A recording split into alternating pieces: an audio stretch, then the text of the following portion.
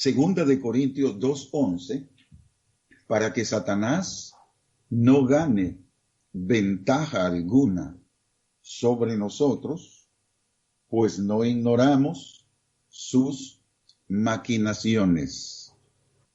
¿Ve? Entonces, ¿cuál es la parte que Dios está abriendo al corazón nuestro, al entendimiento nuestro? Que Él nos está preparando para que las fuerzas del mal o el enemigo no nos ganen terreno en nuestro proceso, en el caminar cotidiano, nuestro caminar diario en la vida. Que el enemigo no pueda hallar un lugarcito para poder hacernos desistir en algunas áreas en las cuales son importantes para nuestro provecho y para nuestro aprendizaje. ¿Por qué digo esto? Porque la profecía también señaló, ¿verdad? La profecía dijo que el diablo anda como león rugiente buscando a quien devorar. ¿Ve? Anda buscando a quien devorar. El trabajo de él siempre va a ser ver de qué manera nos detiene y nos puede quitar la vida, dijimos. Dijimos que el enemigo tiene el control y él es el que quita la vida a las personas. Y puede, si un creyente se lo permite, si un creyente le abre la puerta e insiste en abrir esa puerta y sigue actuando con la puerta abierta y actuando de esa manera, llega el momento en que él puede quitarle la vida, aunque sea un hijo de Dios. La salvación, dijimos, no se la puede quitar, pero sí le puede quitar la vida o hacerle vivir vidas dolorosas, vidas frustradas, vidas fluctuantes de amargura, de situaciones no correctas. Y se recuerdan los últimos versículos que tocamos, era de que el pecado ya no se puede enseñorear de nosotros. ¿Y quién le dio esa fuerza al enemigo? Dijimos en la reunión pasada. ¿Quién le dio esa fuerza al diablo? Adán le entregó. Adán sería el dueño. Adán era el dueño de la tierra. Él tenía todo en este mundo para que él gobernara el mundo entero. Esa era la posición de Adán. Pero ese dominio Adán se lo entregó a las tinieblas. Entonces, por eso el enemigo ahora puede atacarnos de esa manera, con tentaciones, con situaciones así. Vamos a ver uno de los últimos versículos que vimos. Y fue 1 de Corintios 15:56. Vamos a verlo, por favor. Ese fue uno de los últimos que vimos en la reunión pasada. 1 de Corintios 15.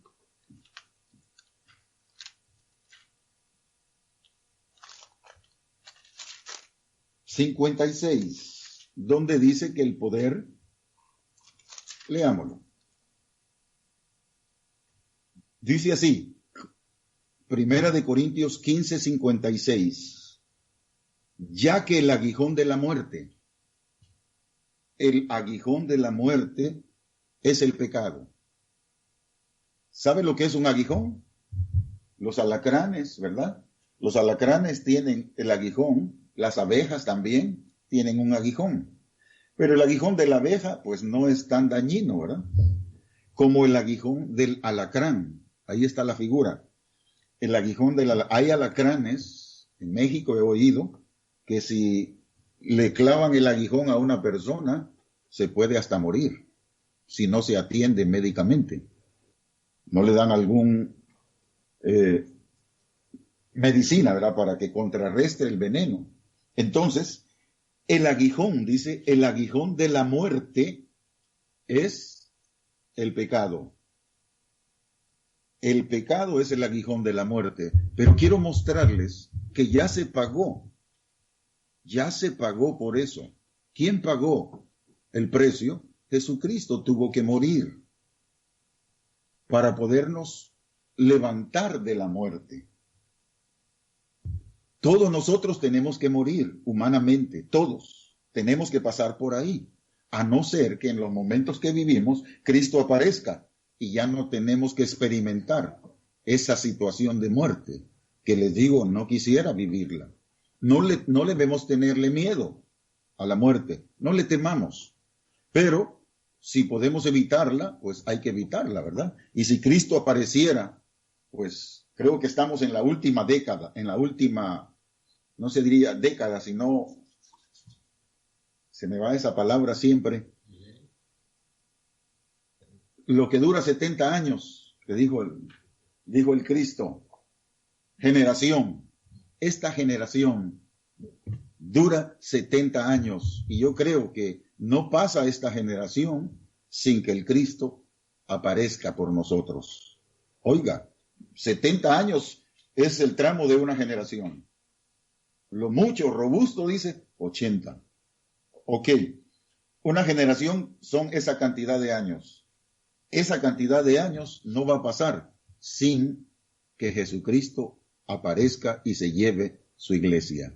Qué lindo, ¿verdad? Entonces, el aguijón dice aquí, ya que el aguijón de la muerte es el pecado, el pago del pecado fue la muerte para todos, pero Cristo tuvo que morir para podernos levantar de la muerte a la vida. Ahora nosotros hemos muerto. Óigame, nosotros hemos muerto al pecado y hemos sido levantados a la vida. Ya no estamos en esa vida de muerte. Cuando no habíamos conocido a Cristo, estábamos en esa vida muertos en delitos y pecados. Pero por la misericordia de Dios y el sacrificio de Jesucristo y su muerte, nos levantó de ahí y nos sacó de muerte espiritualmente a la vida. Y eso es lo que dice Efesios 2:1, ¿verdad? Que estábamos muertos en delitos y pecados. Y Cristo nos dio vida, nos levantó a un estilo de vida diferente, eterno y vida espiritualmente. Entonces dice el verso, ya que el aguijón de la muerte es el pecado, y esta es la parte que yo quería señalar, y el poder del pecado, la ley. ¿Por qué tuvo que venir la ley? Por causa de la desobediencia que Adán cometió y nos metió en esta dificultad. Por esa razón tuvo que aparecer la ley. Para que la ley, ¿qué es lo que hace la ley? Saca a luz las desobediencias, todas las del ser humano. Ese es el propósito de la ley, sacar la desobediencia a luz del ser humano y que el ser humano se dé cuenta la necesidad grande, la necesidad grandísima que tenemos que haya un Salvador para nosotros. Y por eso es que vino la ley y la ley le dio autoridad porque sacó el pecado a la luz y por haber sacado el pecado a la luz, eso produjo en mí la muerte total. Por eso, de esa muerte, Dios nos levantó a la vida. Ahora tenemos esa vida. Muy bien. Ahora, dándonos cuenta de todas estas cosas que estamos viendo, el enemigo tiene legalmente la autorización dada por la ley. Óigame, la autorización dada por la ley, porque la ley saca a luz el pecado y el pecado, ¿qué es lo que hace? Produce la muerte. Entonces, tiene, dada por la ley legalmente, que nos puede acusar. La acusación, ahí viene, de eso es lo que estábamos hablando. El acusador con el derecho legal, las acusaciones, la mayoría de veces es, ¿cuándo nos acusa? La mayoría de veces nos acusa por cosas que hemos hecho, no buenas. Óigame lo que estoy diciendo. La mayoría de veces nos acusa por cosas que no hemos hecho buenas, al no obedecerle a Dios. Y luego eso él lo utiliza y te empieza a decir, oye, tú has desobedecido a Dios. Oye, has cometido esta falta. Y no le llega diciéndole como segunda persona, sino que se mete en sus pensamientos y le dice, yo he pecado, yo he hecho lo malo, yo fallé a Dios. Así se presenta. Y nos hace ver en la mente que Dios en su palabra nos muestra, por medio de la palabra de Dios, que hemos hecho lo malo y que vamos a recibir. Nos dice, así que ahora tienes que esperar un castigo. Esa es la forma que comienza a acusarte. Cuando hemos hecho cosas no buenas, Él trabaja de esa manera y empieza a acusarte y logra situarte en el cajón de la acusación. ¿Cuándo lo hace? Cuando tú recibes aquella acusación. Cuando tú recibes aquella acusación, tu conciencia, al recibir la acusación, la conciencia nuestra empieza a hacernos sentirnos mal. Y empezamos a sentirnos acusados y mal. Y esto, quiero decirles también, mis hermanos, óiganme, esto es muy triste y lamentable, que muchas veces estas acusaciones son dichas por creyentes. Muchas veces estas acusaciones son dichas por creyentes. Y no solamente por creyentes así, normales, sino que la mayor parte de veces son dichas desde los púlpitos, por predicadores, por congregaciones que están trabajando de esa manera, y la intención que tiene ese tipo de enseñanza, de acusación, es meterte miedo, que Dios castiga y que Dios condena. Y eso lo estamos viendo hoy en día en muchos lugares, en muchas congregaciones se está mirando esto. Lo cual quiero decirles que esto está tan lejos, pero tan lejos de la verdad de Dios. Dios no castiga a nadie, ni condena a nadie. Ahí, ¿sabe qué están haciendo cuando enseñan esto? Están maldiciendo de Dios, acusando a Dios de cosas que Él no hace, sino que las hace el mal. Las tinieblas es quien hace eso. Y ese es el tramafaz que el enemigo utiliza. ¿Ven cómo mueve ahí como serpiente? Es el tramafaz que él utiliza, que acusen a Dios de las cosas que el diablo hace. Ese es el trabajo del enemigo. Y ahí el enemigo está feliz, está muy contento. Dice, ¡ah, qué bueno!, ¿verdad? ¡Qué bueno! Porque están acusando al Dios verdadero, que no tiene ninguna milésima de tinieblas, por cosas que son de las tinieblas. Y están, ¿qué? Blasfemando de Dios, insultando a Dios y acusando a Dios, que Él condena, que Él castiga, que Él mata, que Él enferma a las personas. Eso es triste y lamentable hoy en día. Él no quiere, Dios no quiere, mire, hacerle daño a nadie. Nuestro Dios no quiere dañar a nadie. Por el contrario, la voluntad de Dios y el deseo de Dios es que todos los seres humanos alcancemos la salvación, primeramente. Esto lo hemos hablado muchas veces, pero lo vamos a recalcar de nuevo. Dígame, hemos enseñado que la voluntad de Dios es que primero el hombre, todos los seres sobre la faz de la tierra, sin excepción de nadie, el deseo de mi Padre es que todos los nacidos de mujer, todos los seres que tienen vida humana reciban salvación, sin que nadie se quede de tener salvación. Y esto lo encontramos en 1 de Timoteo 2:4. Acordémonos, son versículos bien repasados y conocidos. Vamos a verlos. para que no haya excusa alguna esta hermosa y bella mañana. Primera de Timoteo 2:4 dice así: el cual quiere que todos los hombres sean salvos. ¿Qué es lo primero que recibe? Dígame, ¿qué es lo primero que se recibe según el versículo? No se recibe primero el conocimiento. No es que la persona esté preparada primero. No. Eso es un error. Primero reciben la salvación. El cual quiere que todos los hombres sean salvos. ¿Qué es lo primero? La salvación. Reciban salvación. Y luego, después de haber recibido salvación, vengan al conocimiento de la verdad. En la ley era al revés. En la ley las cosas eran al revés. Primero se conocía para poder alcanzar el beneficio. Pero en la gracia, primero se recibe el beneficio y después se alcanza el conocimiento.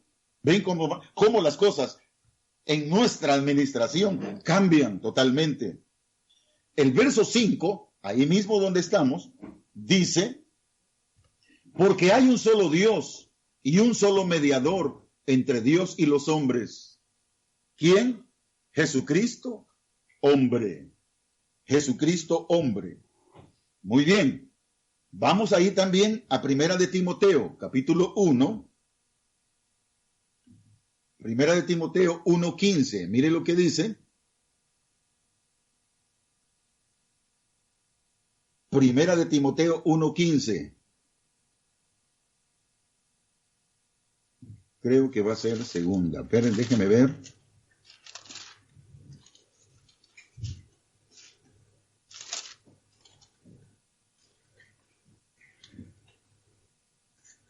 Ok, es segunda de Timoteo 1:15.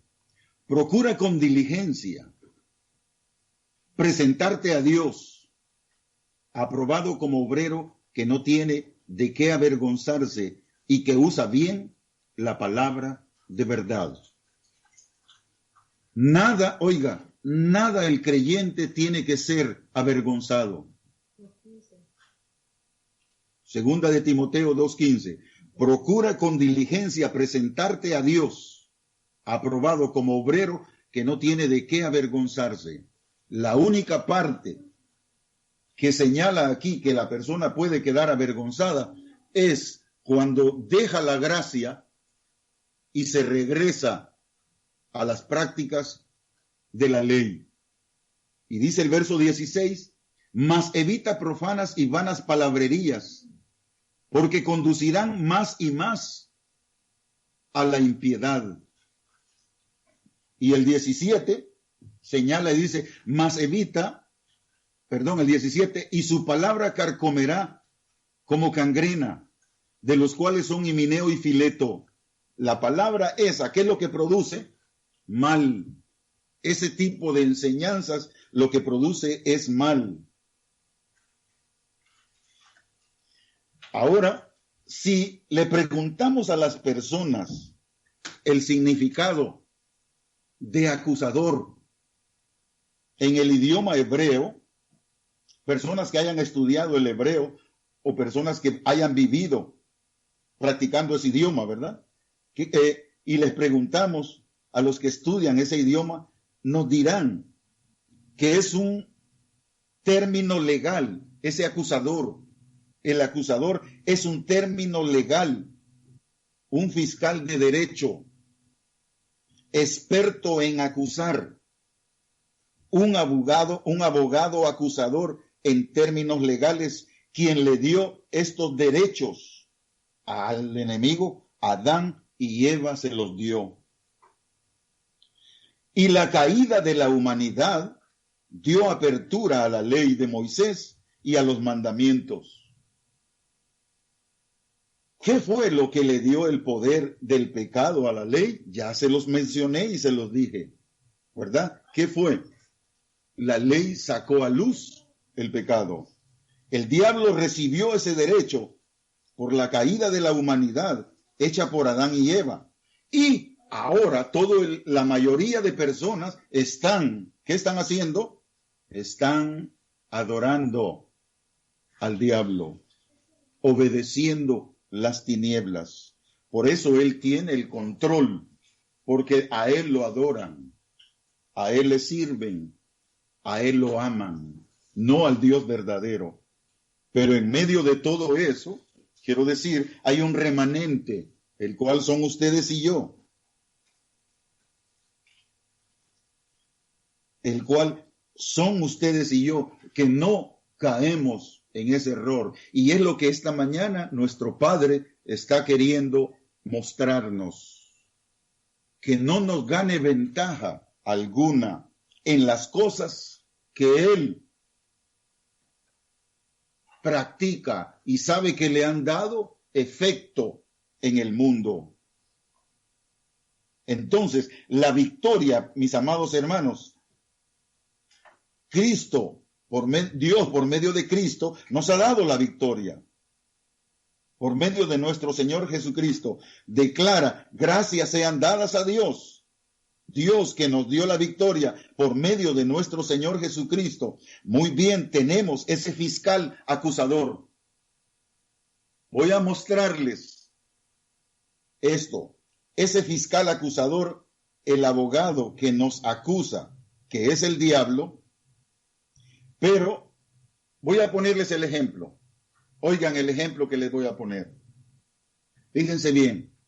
Está el juez. Ahí está el juez. Aquí está al lado izquierdo el acusador. Y al lado derecho el abogado defensor. Y nosotros estamos en el banquillo de los acusados. Todos ustedes y yo estábamos en el banquillo de los acusados. Dios el justo juez, y está el juicio. ¿Qué nos tocaba a usted y a mí? ¿Qué nos tocaba? Con un justo juicio nos tocaba la condenación, la muerte, la ira, la destrucción completa y final en todos los sentidos. Para nosotros no había oportunidad, no teníamos una opción. No había, por nuestros propios medios, no teníamos ninguna oportunidad ni ninguna opción de salir de ahí. Pero en el juicio, cuando ya se dicta sentencia y es culpable Yodelmo Zúñiga y es culpable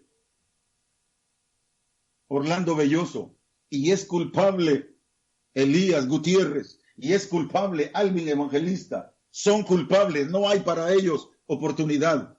Y es culpable Sarita. Y es culpable Ángeles. No había para nosotros oportunidad. Éramos culpables.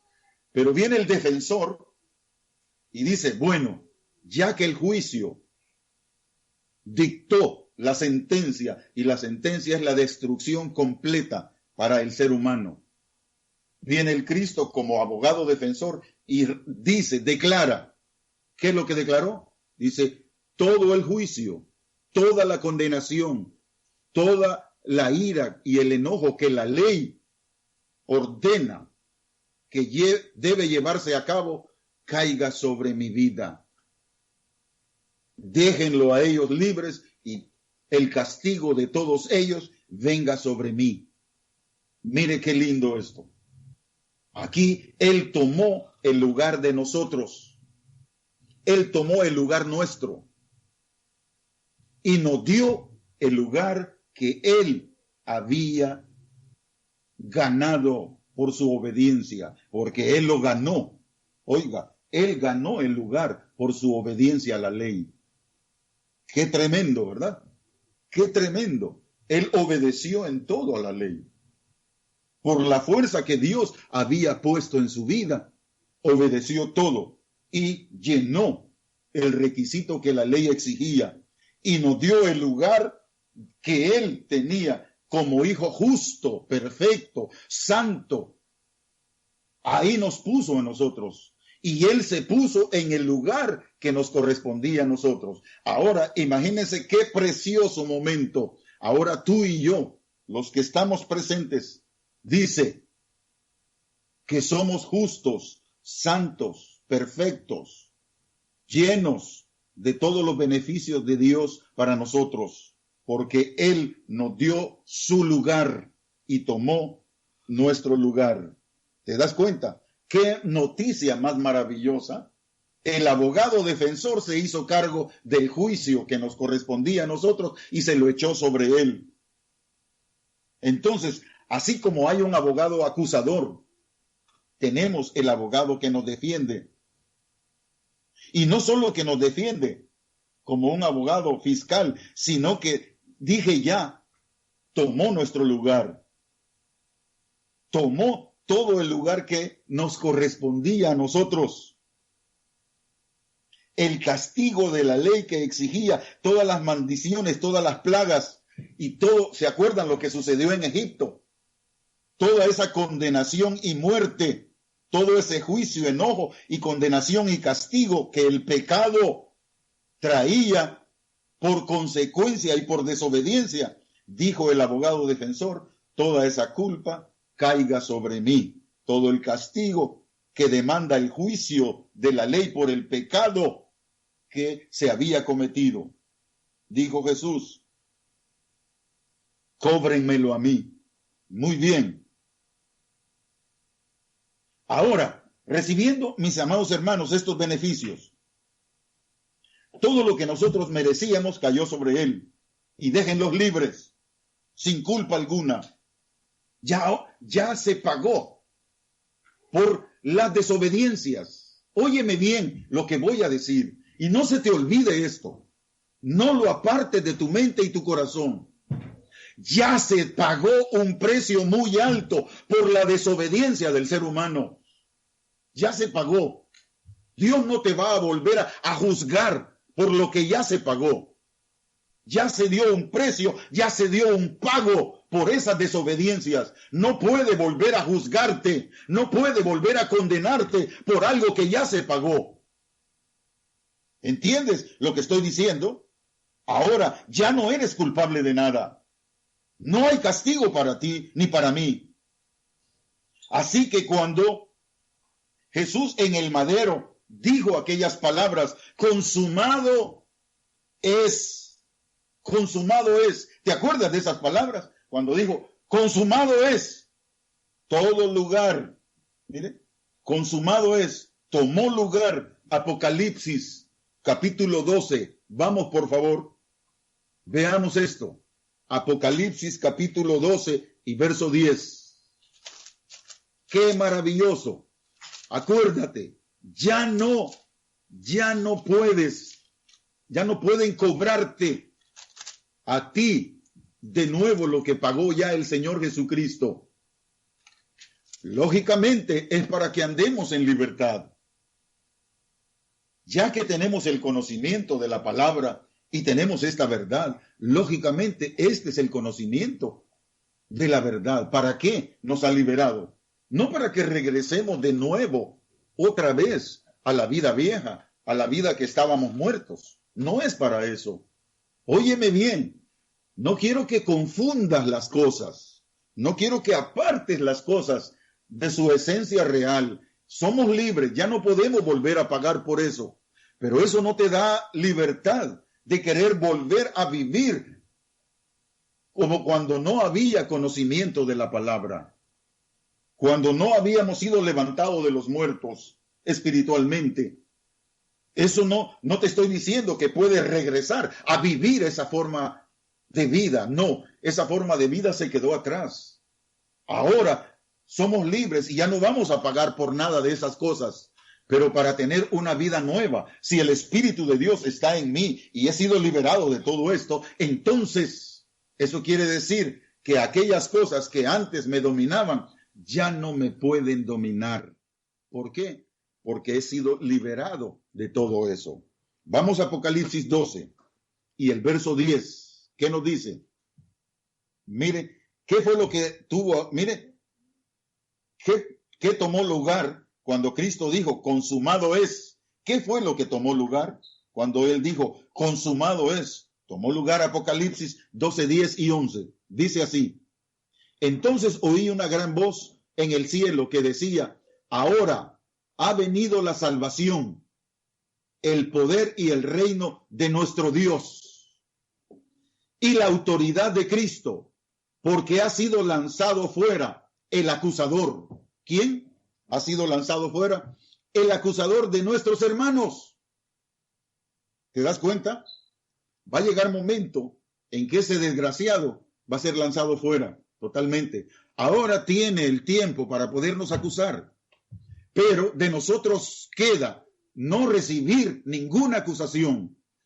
Aunque hayas cometido una equivocación en la cual tú sabes que la palabra dijo que no se debe de hacer y la hiciste, aunque hayas cometido esa falta y él empiece a acusarte, pero tú sales de esa actitud y hay arrepentimiento en tu corazón y dices, no quiero volver a eso, y sales de eso, entonces no permitas la acusación en tu vida.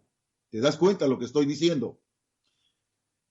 Fue lanzado fuera el acusador de nuestros hermanos, el que acusaba delante de nuestro Dios de día y de noche.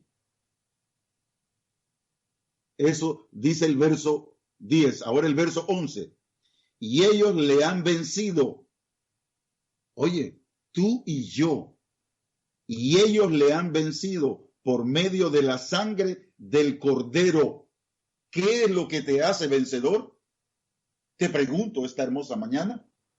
¿Qué es lo que te hace vencedor a ti y a mí?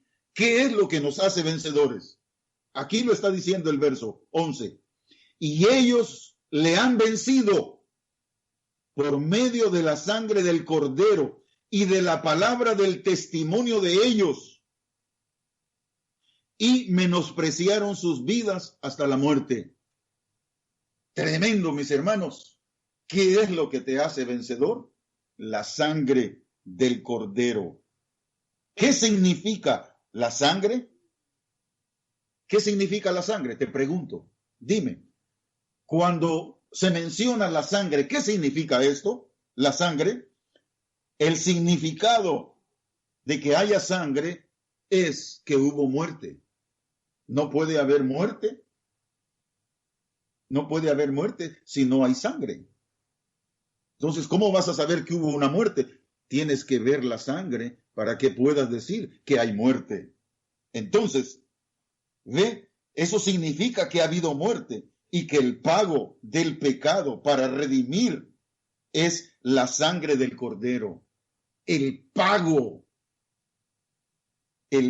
para redimir al ser humano es la sangre del Cordero de Dios. Te justifica y te perdona, te sana y te salva. Ese es el sacrificio perfecto. ¿Ves? ¿Qué es lo que dijo Apocalipsis? ¿En qué hemos vencido? En la sangre del Cordero, porque para que la sangre del Cordero fluyera, tuvo que haber muerte. Y ese es el pago. La muerte es el pago por el pecado. La muerte. Todos nosotros tenemos que morir, pero, óigame, nosotros tenemos que morir. Si no hubiera sido levantado Jesús el Cristo, no hubiera sido levantado Jesús el Cristo de entre los muertos, no habría victoria para ti ni para mí. Aunque, ¿ves? Aunque pudiéramos decir cosas lo contrario, pero si Él al morir, su sangre y todo nos limpia, pero no hubiese sido levantado de entre los muertos, no hubiera oportunidad para nosotros. Y ahí fue cuando derrotó al diablo en su terreno. Ahí fue cuando lo noqueó al diablo, porque en el levantamiento del Cristo es donde está la victoria para todos los hijos de Dios. Ahí está nuestra victoria. Ahí está la fuente de todo. Ese sacrificio perfecto declara que Dios está, óyeme, Dios ahora está en paz contigo y conmigo. Dios está en paz con nosotros. Lo hemos recalcado muchas veces, pero sigo para que no se les olvide esto por amor a Dios. No se nos olvide, Dios ahora está en paz contigo y conmigo. Y nosotros estamos en paz con Dios. Romanos 5:1. Vamos a Romanos 5:1. Para que lo veamos. Romanos capítulo 5, verso 1. Bien conocidísimo de todos. Dice así, ¿ya están ahí? Romanos 5:1. Justificados pues por la fe. ¿Qué dice la Escritura? Justificados. ¿Qué es ser justificado? ¿Qué es eso? ¿Qué es ser justificado? Es ser limpio. Es ser redimido. Es tener la salvación. Justificados pues por la fe. ¿Cuál es la fe? La vida perfecta de Cristo, la fidelidad de una vida perfecta que se entregó por nosotros. Justificados pues por la fidelidad, esa vida en obediencia perfecta a Dios, nos justifica. Tenemos, dice, justificados pues por la fe, la fidelidad de Cristo para con Dios, tenemos paz. ¿Qué tienes? Paz. ¿Para qué? Para con Dios. Tú y yo estamos en paz con Dios. Tenemos paz para con Dios por medio de nuestro Señor Jesucristo. ¿Ves? Tenemos paz. Ya Dios no puede estar enojado contigo como en la ley. En la ley, Dios estaba enojado contigo y conmigo. ¿Por qué? Porque éramos pecadores y no había un sacrificio perfecto que nos pudiera redimir. Entonces, habiendo el sacrificio perfecto de redención, ese sacrificio maravilloso, ahora tú y yo estamos, dígame, cuando estamos en paz con una persona, ¿qué sucede? Cuando estoy en paz con Elías Gutiérrez, ¿verdad? ¿Cómo estamos? Si estamos en paz, ¿cómo es nuestra armonía? Si estoy en paz con Evelyn Saraí, ¿verdad? ¿Cómo es nuestra armonía? Estamos en paz, hay tranquilidad, hay armonía, hay diálogo, hay bendición, está todo lo maravilloso ahí. Compartimos, y en este caso se imagina, ¿qué puedo compartir con mi papá?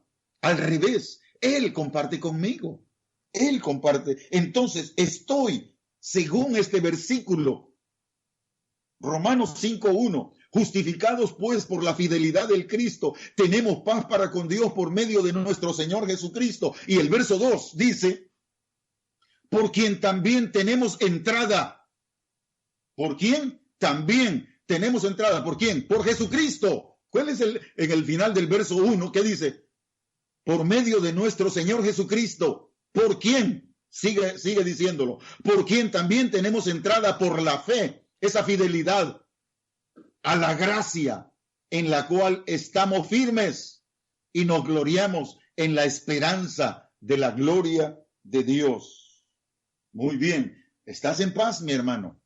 Y esto también lo puedes ver allá en Isaías 54, 9 y 10. No vamos a ir, solo te lo dejo para que tú lo vayas a buscar. Ahí dice que Dios juró, hizo juramento, dice ahí.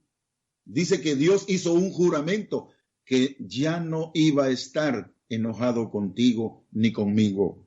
Ahí hay un juramento y Dios juró por él mismo, mire, no habiendo por quién jurar mayor que él, hizo un juramento que no iba a enojarse más y no iba a estar enojado con nosotros. ¿Por qué? Por ese sacrificio.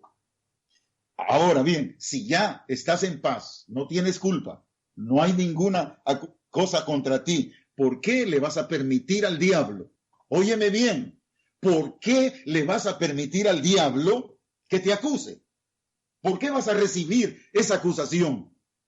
¿Por qué vas a permitir y abrir tu corazón, abrir tu mente, abrir tu vida para recibir la acusación que el diablo presente? Si ya tú entiendes lo que la palabra está diciendo, que Dios está en paz contigo y que ya no puede haber nada que empañe la relación de Dios contigo. No hay nada que empañe, que evite, no hay nada que estorbe en tu relación con tu papá.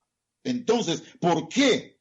Si esto es la palabra de Dios y es la verdad de Dios, ¿por qué vas a recibir la acusación por la cual el propósito de las tinieblas es detenerte, frustrarte, amarrarte, encadenarte? Ese es el trabajo de él. Por eso Él no quiere que los hijos de Dios, los creyentes, hijos de Dios, sepan estas verdades. Y por eso tengo que seguirlas repitiendo, seguirlas enseñando, porque el trabajo nuestro ese es. Liberar el corazón por medio de la palabra, de las santas escrituras, liberar los corazones que entiendan que aunque el diablo les acuse, ya esa acusación no tiene valor alguno, porque ustedes ya entendieron, ya conocieron la palabra del Dios Altísimo.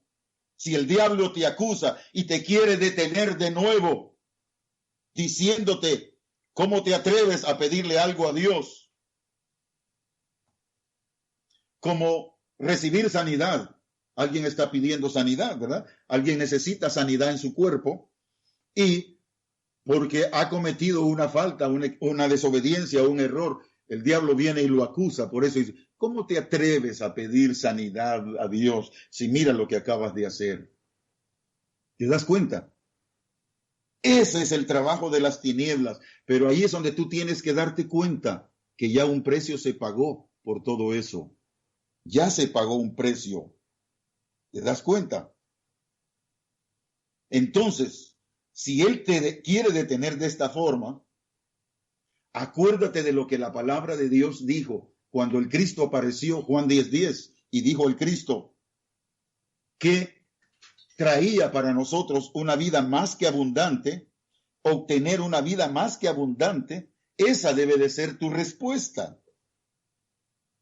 La respuesta es que tú tienes una vida abundante de sanidad, de bendición, de prosperidad por la sangre de Jesucristo. Tengo todo el derecho dado por Dios a mi vida a través de Jesucristo. Tengo todo el derecho de recibir los beneficios, las bendiciones, la sanidad, el poder de la palabra de Dios y declarar y ser un testigo sobre la faz de la tierra, no por mis méritos, sino que ha sido un derecho que se me ha dado, se me ha dado ese derecho, se me ha regalado ese derecho. Es un regalo que yo no lo merecía, pero ahora lo tengo, debo de actuar en él. ¿Te das cuenta? Por medio de Jesucristo, tengo todo el derecho dado por Dios, por medio de Jesucristo. Si el diablo te acusa y declárale al diablo, la sangre del Cristo pagó la deuda y esa deuda ha sido pagada. Y declárale cuál va a ser el lugar que a él le corresponde. Declárale a dónde él terminará, porque su tiempo se está terminando.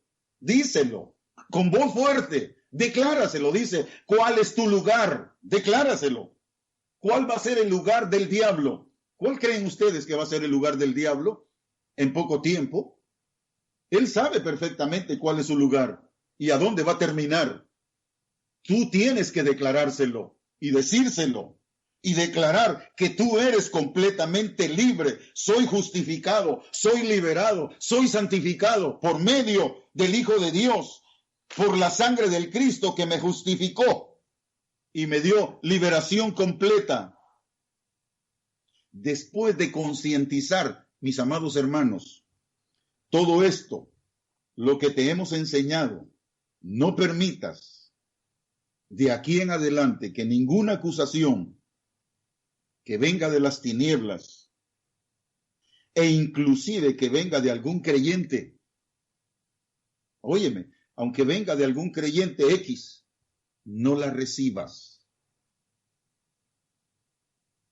Porque cuando recibes la acusación, te hará sentir mal y te hace sentir detenido y te va a detener. Te hace sentir mal y te va a inmovilizar para que no acciones de acuerdo a Dios. Te va a paralizar y te va a robar los beneficios por medio de la acusación. No la consientas. El trabajo ahí es que a pesar de que tú ya lo sabes, a pesar de que yo ya te lo enseñé, de alguna manera, de alguna forma el diablo logra meter en nosotros alguna acusación utilizando segundas personas. Y no solo para hacerte sentir mal, sino el objetivo es robarte los beneficios de Dios. Ese es el objetivo. Así es como Él comienza acusándote. Ya cuando agarraste la acusación, ya te puede robar los beneficios. Te roba la paz, la tranquilidad, la alegría, la armonía. Ese es el trabajo del diablo. Ahí es donde como Él opera, aunque tú ya lo sabes, no estés permitiendo, porque mira, cuando permites eso, es como, ¿cómo te diría? La acusación. Sino que hay algo en la acusación que vendrá, que trae algo adherido en la acusación cuando la recibes, trae algo adherido. No sé cómo decir esta parte, pero trae algo ahí, la acusación adherido, y que te sientes culpable. Por eso te digo, y no olvides lo que te estoy diciendo, porque el diablo no es estúpido. Óyeme, lo que menos tiene el diablo es ser estúpido. Él sabe bien cuando tú has recibido una acusación. Él conoce bien cuando tú la recibiste. Él no es estúpido. No vendrá a decirte mentiras cuando te acusa por alguna cosa que tú has hecho, no buena. En esa acusación, el engañador profesional es experto en cambiar palabras de Dios para sus propósitos. Así que muchas de las cosas que nos acusa es porque nosotros hemos hecho las cosas mal. Y ahí él cree que tiene el derecho de acusarnos. Pero aunque las cosas las hayas hecho mal, acuérdate que ya se pagó un precio por eso. Aunque las cosas las hayamos hecho mal, por cosas que no hemos hecho bien, acuérdate, el creyente, acuérdate que Él te va a acusar. Él te va a acusar. No te va a acusar con mentiras. No va a llegar a ti acusándote con mentiras. Algo que es mentira, tú vas a saber a kilómetros, no, eso no es ningún problema. Él te va a acusar por cosas que hemos hecho no buenas. Ahí es cuando te va a acusar. Y ahí es cuando te vas a sentir acusado. Y ahí es cuando te vas a sentir detenido. Y ahí es donde Él va a empezar a trabajar. Y te digo, no importa si es verdad o no por lo que te está acusando. No importa si es verdad o no por lo que te acusa. No importa. La sangre de Cristo establece que hemos sido perdonados y ya se pagó el precio por mi salvación, mi justificación, y el pago eterno se dio. No recibas ninguna acusación, aunque sea consciente. Ninguna acusación, aunque sea consciente o inconscientemente, no la recibas. ¿Ves lo que estoy diciendo? Aunque sea consciente o inconscientemente, no la recibas, porque si dejas y permites que eso entre, te sentirás culpable, te sentirás avergonzado. Y jamás debe sentirse un hijo de Dios avergonzado, deprimido y permitiendo pensamientos errados. No permitamos esos pensamientos erróneos de ansiedad, de preocupación. Si tienes esas cosas, no importa. Oiga, si estás preocupado, tienes pensamientos errados de ansiedad, preocupación, miedo, temor. Quiero decirte, no me importa cuánto tiempo tienes de ser creyente. Si estás permitiendo esas cosas y estás ansioso con miedos, algo no has entendido en tu corazón. Vuelve a la gracia de Dios. Escucha la gracia de Dios. Y no escuches ese tipo de acusaciones o de enseñanzas que condenan y acusan a las personas, porque eso es la ley. Cuando oyes esas enseñanzas y estamos siendo bombardeados en todos los sentidos por enseñanzas de la ley. Oyes una enseñanza como esta y al ratito estás oyendo una de ley y vuelves otra vez a la posición, y cuando el diablo te acusa, recibes la acusación. ¿Ves? Deja de oír ese tipo de enseñanzas que acusan a las personas. Óyeme bien, este es el juego del diablo. Este es el engaño que usa el diablo. Cuando recibes la acusación, sea directa o indirecta, lo que estás diciendo, óyeme, lo que estás diciendo al recibir aquella acusación es que Jesús, le dices a Dios, mira, Jesús, tú no hiciste un buen trabajo. Oye, Dios, cuando tú recibes la acusación, le estás diciendo a Dios, oye, Dios, tu hijo no hizo un buen trabajo aquí, porque está recibiendo la acusación. ¿Estás viendo lo que estoy diciendo? Estás diciéndole a Dios que su hijo Jesucristo que no hizo un buen trabajo en la cruz. Y no fue suficiente el sacrificio en el cual tú eres perdonado. Le estás diciendo a Dios, y tú, Dios, no estás satisfecho con el sacrificio de Jesús en el madero. ¿Ves lo que estás diciendo cuando recibes esa acusación? Cuando estás recibiendo esa acusación, le estás diciendo a Cristo también, ¿verdad? Tú no hiciste un buen trabajo en la cruz. Y a Dios le estás diciendo, tú no estás satisfecho con el sacrificio que Cristo hizo en el madero. Y al diablo le estás diciendo, oh diablo, tú tienes razón. Eso es lo que estás diciendo cuando aceptas o recibes alguna acusación. ¿Te estás dando cuenta de lo que estoy señalando? Por eso, no recibas ninguna acusación. Al recibir una acusación, eso está muy mal. Eso es perverso. Con la acusación viene la sentencia, la enfermedad, el padecimiento y la frustración, es la condenación y todo eso negativo. Y todo eso y muchas más cosas vienen adheridas a la acusación. ¿Te das cuenta, mi hermano? Cuando recibimos la acusación. Hay algo muy interesante, que la palabra pecado en hebreo es la misma palabra. ¿Sabe cuál es la palabra? Ofrenda por el pecado y la palabra pecado.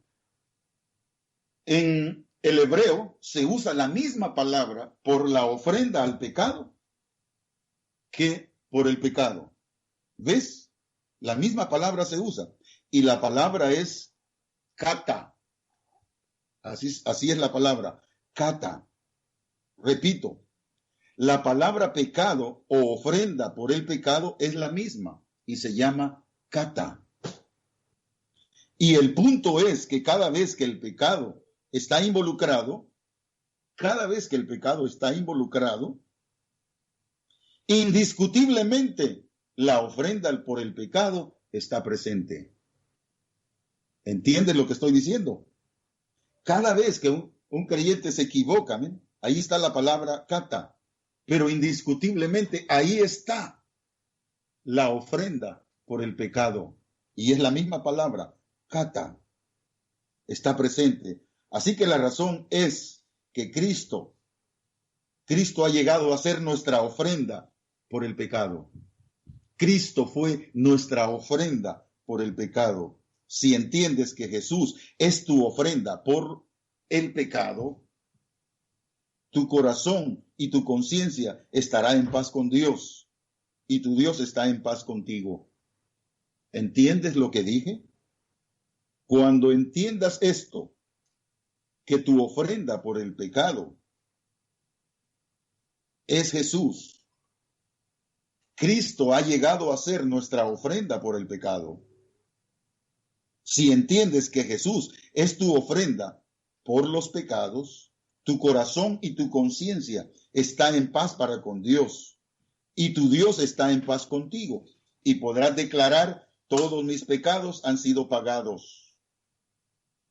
Él tomó mi lugar en la cruz, y cayó todo el juicio que era para mí y para ti, y nos dio el lugar que él había obtenido y ganado por su obediencia en la ley, por obedecer hasta la muerte, nos dio el lugar que él había ganado para nosotros. Para finalizar, Hebreos 5. Vamos a Hebreos, ya para terminar. Este es lo último que puedo decir esta mañana. Hebreos 5.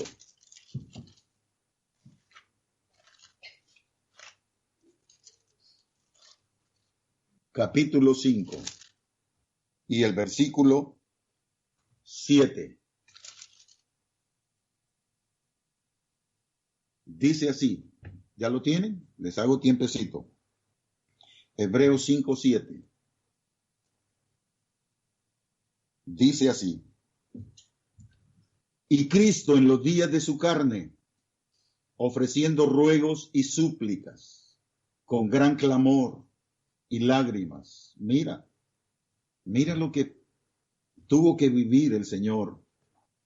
Y Cristo en los días de su carne, ofreciendo ruegos y súplicas con gran clamor y lágrimas, al que le podía librar de la muerte, fue oído a causa de su respeto reverente. Dios en el momento le respondió, ¿verdad? Cuando Cristo le dijo, oye papi, no hay otra forma de que esta cosa se haga. Tiene que ser así. No hay otra forma. Tú todo lo puedes, tú eres poderoso. ¿Hay otra forma de evitar esto? Y dice que en el instante Dios le respondió y le dijo, no, mi hijo, no hay otra forma. Y envió ángeles, dice, para fortalecerlo. Verso 8. Y aunque era hijo, por lo que padeció, aunque era hijo, por lo que padeció, ¿qué fue lo que padeció? Muerte y muerte de cruz. Lo flagelaron, lo hirieron, lo golpearon, lo masacraron, lo escupieron. Dice que su rostro no quedó todo desfigurado, no se conocía quién era. Todo lo que le hicieron, lo torturaron durante ¿cuántas horas? 48 horas totalmente de ser golpeado y masacrado. Y aunque era hijo, por lo que padeció, aprendió la obediencia. Verso 9. Y habiendo sido perfeccionado, vino a ser autor de eterna salvación a todos los que le obedecen. Verso 10. Dice así, y fue declarado por Dios sumo sacerdote según el orden de Melquisedec. Mi amado hermano, tu justificación es eterna, tu salvación es eterna. ¿Algo la puede impedir? Yo te pregunto hoy. ¿La salvación hay algo que la pueda impedir?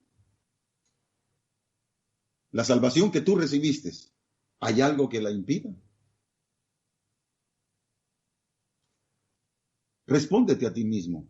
¿La salvación que tú has recibido, hay algo que la pueda detener e impedir? ¿Ves? Tu justificación es eterna, tu perdón es eterno, tu llamamiento es eterno. No permitas que nadie te aparte de esta verdad. No lo permitas, no lo consientas. Una cosa nada más tengo que agregar para esto. Vamos, en lugar de tomar descanso, ¿qué sería? Vamos a ver, familias que me están oyendo, familias que me escuchan, ¿cómo actuarían ustedes si Dios les dijera, queda una semana para que Cristo venga? ¿Cómo actuaría la familia Gutiérrez?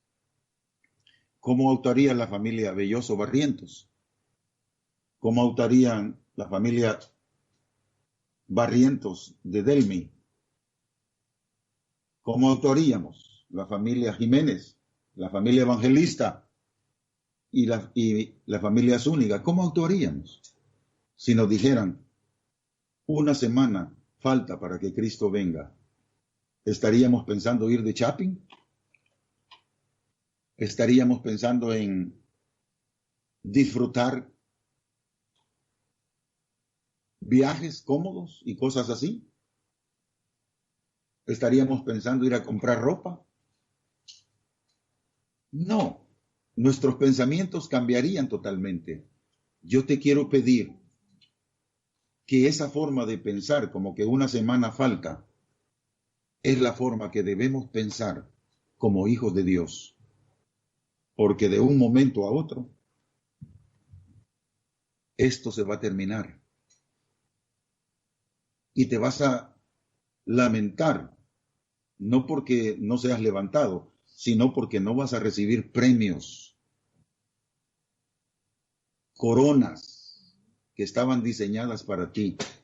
Dice Apocalipsis, no dejes que otro tome tu corona. Tu premio es para ti. Esa corona es tuya. No dejes que otro se la gane. No permitas que otro se gane esa corona. Tú fuiste levantado para reinar. Somos príncipes, reyes, sacerdotes. Somos gente especial para Dios. Actuemos y llevemos. Si ves la vida del Cristo, ¿cuál era su propósito? ¿Cuál era lo que Cristo hizo en su vida? Dime, ¿no fue solamente anunciar la verdad, estar pendiente de la verdad, estar apoyando la verdad, viviendo en la verdad y hablando la verdad, haciendo la verdad en todos los sentidos? Mira la vida de alguien que es un ejemplo para ti. Ahora, ese ejemplo tomémoslo para nosotros. Si falta una generación, ponle 70 años, en esta generación Cristo, yo creo que Cristo aparece. Y ese es mi pensamiento, no lo dice la Biblia, ¿verdad? Pero sí dice que no pasará esta generación cuando habla de Mateo, pero ahí es otro punto, ¿verdad? Pero les quiero decir, si en realidad falta una generación, Nathan tiene 10 años y falta una generación, los robustos son 80, póngale 70 años más. Nathan podría tener 80 años de vida cuando esta generación terminara. Pero puede ser que no se llegue al final de la generación completa. Puede ser que comenzando esto sea. Puede ser que mañana venga Cristo. ¿O no? ¿Qué creen ustedes? ¿Pudiera ser que mañana apareciera? Nadie sabe el día. Puede ser el miércoles. O puede ser al final de este año. Puede ser. Al principio del otro. No sabemos. Entonces, óigame, no nos durmamos. No nos durmamos. Levantémonos. Accionemos. Porque es el tiempo del fin. Es el tiempo del fin. No del fin de la humanidad, sino el tiempo del fin del supremo llamamiento. La humanidad sigue, pero es el fin, el tiempo del fin del supremo llamamiento de Dios, donde nos levantarán, nos iremos y estaremos en las nubes con Cristo siempre. Muy bien, Dios les bendiga, amados hermanos.